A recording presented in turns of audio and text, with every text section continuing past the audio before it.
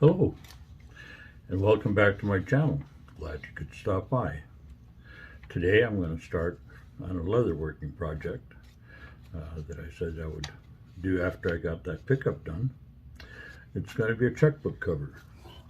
And here I've got a piece of leather. It's got the holes punched in it. You can pick these up at a tandy shop. And it comes with a pattern that I'm going to transfer onto the leather. And I use a modeling tool. It's got a pointed edge, and I just trace that on. And I will show that and what it looks like in just a minute. There. Now if you can see the outline that I've traced on that piece of leather. Now you have to do this when it's wet. Just soak it in the sink, just run some water on it.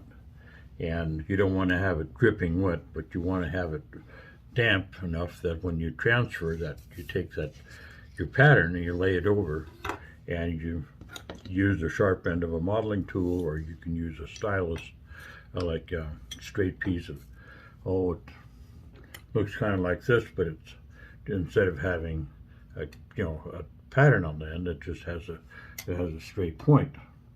And that works just as well, but you've got to transfer your pattern. And then after that, you take a swivel knife, which looks like that. And they come, there's some barrels, they come in different styles. Let's see if I have a different one here. I have another one somewhere, and I can't find it. But anyway, you can adjust so they fit your hand. You can extend the length of them, but you have to then take that knife and carve this little pattern out. And I will do that, and I'll show you what that looks like when it's done. There. I've got that pattern cut in. It shows up a little bit better. You use a swivel knife to cut that. You trace your pattern down, and then you take your swivel knife, which you have your index finger on the top, and there's a little set screw here you can tighten up or loosen, and you can extend how long it is depending upon how big your hands are. This turns, and you hold your index finger on top, and you rotate it with your thumb and your middle finger, and you take the corner of that knife and trace it along your pattern, and it cuts into the leather. But you want to have that leather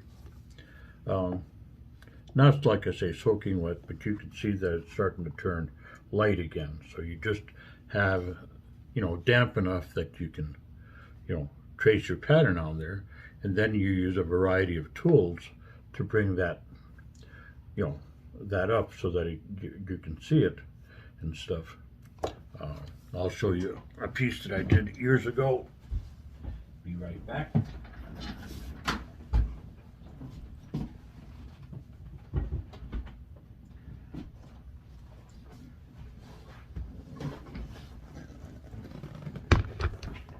I don't know if you can see that leather, but you can see when you tool it, what it looks like. Now this is a piece that I made for my wife, oh golly, maybe 40-50 years ago. It's been a long time. And it's been a long time since I've done any of this kind of work. So I'm a little rusty at it, but I think it'll turn out all right. And I think it'll be kind of fun to show you guys when it's done. But anyway, I'm sorry I couldn't make a video last week. I was helping a friend of mine at a gun show, and your opinion on gun shows is neither here nor there. I'm not a anti-gun person. I have some firearms, and his and my views on gun shows and being able to purchase without a background check differ quite a bit. But in any case, I enjoyed the gun show, and it's fun to visit with people and stuff like that. But anyway, I apologize for not having had a video up last week. But I'm going to try to get a video out every week, and I'll, work on this, and I will post a little bit more about this later on, maybe tomorrow or the day after before I publish it. But this is being done in segments. I'm kind of interested to see how that turns out. In any case, that's enough for babbling for today, but I'll, put in, another segment. Well, I thought I was done babbling for the day, but I thought I would, before I quit for the day, I would show you what this looks like. And it is finished. I've got to dye it and put the little pockets on the back side, glue those on and then lace it so that it's a usable checkbook cover. But I got the tooling done and that's what it looks like. And I think it turned out pretty well, considering that I haven't done any of this for, God, since I started driving truck, basically. And that's been 40, almost 50 years ago. So it's been a long time since I did any of this. But I really enjoyed it, and I find that I enjoyed it just as much now. Anyway, I'll get back to you tomorrow, and I'll show you after. Well, here's what the checkbook cover looks like. I dyed it, as you can tell, and now I'm in the process of lacing this thing up. How well you can see it, I should have probably used a little different lacing, but when you lace this, you want to bring your needle over. Always keep the bright side of your lace up, and when as you're lacing it, you'll make a little X. I don't know if you can tell there, but there's as you run your needle through that X, and I like to use a little needle nose plier like that, and it works great for pulling the needle through. And then when you pull that so it's snug, and then you bring your needle over.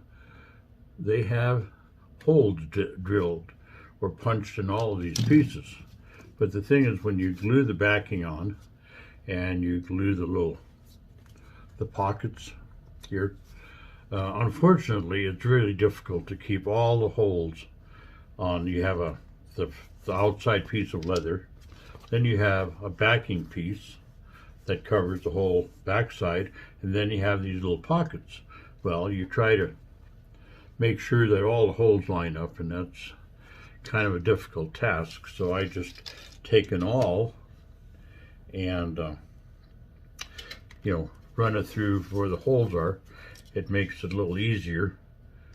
That way you don't have to worry about the fact that you didn't get all of the holes lined up, which can be a little frustrating. And I'm sure that if you're new at this and you decide that, well, geez, the holes aren't lining up. Well, no, they don't always line up, and not be too concerned about it. And I took where there's excess, if they don't quite fit, take your sharp knife, like an X-Acto knife, or any kind of sharp knife, lay it on a board where you can cut that excess, trim it off so you don't have a lot of excess, backing material that extends out past the piece that you are working on, because you want to, once you get it laced up, you won't really see it, but you want the edges to be pretty much the same all the way around. But anyway, that's the lacing, and you can see I've got quite a bit of lacing to do, but it'll look quite pretty. I'll show you an example of something that I made years ago, and that's a lady's purse that I made, and there you can see the lacing much more. I don't know if you can see it I'm trying to hold it next to the camera here, but that's something that you can make, and that's how that lacing will turn out on the checkbook cover. And there's the back side. So there's any number of items that you can make. You can make, fairly simple purses. That one's not too complicated. And there you can make them, really quite elaborate, and takes quite a bit of time to do them. But the end result is, quite satisfying, and it's something that you can do. And I find that it's very rewarding to work on this kind of stuff, because you start with something that's just a plain piece of leather, and you tool it, and you make something that's really quite attractive and functional when you're done. And I find that, it kind of relaxes me. You have to have, a fair amount of patience to do this kind of stuff. You have to take your time and work at it. And it's been like over 40 years since I made that purse. And I noticed that my tooling I need to practice it. I need to get back to it. And I think that, I'm fairly satisfied with the way it turned out, but I can see where I have room for improvement to do this. So that's how this project is turning out, and I'll finish lacing, try to get that finished all laced up this week, and show it to you next weekend. And my next project will be this Kenworth tractor. Well, I used to own a Kenworth, just about like that. I had a tall sleeper, double bunk in mine, but it was a W900, a B model, which is a taller, shorter hood than that. But anyway, I couldn't find a model exactly like mine, but that one's pretty close. So I'm going to make that next time I, visit a little bit about driving truck and adventures on the road, I guess you could say. That'll go along with that as I'm making it. I'm sure there's be some tales I could tell about driving truck. I enjoyed it for 41 years, and if the rules and regulations were such that they used to be when I first started truck, well, I'd still drive truck. And I'm 79 and a half years old, and I still loved it. Love driving, and I like the big trucks. They're a lot of fun to drive. But anyway, that's going to be my next project after I get this laced up, and then after I get this done, maybe I'll make a belt for myself, or make something for somebody else. But it's a lot of fun, and there are a lot of other hobbies. I mean, the spring is coming on, and people enjoy raising flowers or vegetable gardens. I mean, that's a great hobby. I like flowers a lot. I always have enjoyed planting flowers, and but that the weather right now is not conducive to that. There's a big storm supposed to move in later on today. It's about the middle of February, and it's been pretty doggone dry here in Montana, so we could sure use the moisture. That they're talking 4 to 10 inches, which would certainly be welcome. It's going to get a little cold for a couple of days, but last year at this time it was 22 below zero, so it's in the 40s today. It's supposed to be down on Tuesday, I think, high of about 1 above and low about 18 below zero, so that's going to be kind of a shock to the system, but it's only going to last for a couple of days. And then it's going to be back up in the 30s, so that won't be bad. Anyway, that's all I got to chatter about today. I'm glad you stopped by, and I'll get this posted later on today, and we'll talk to you next week. Thanks for stopping.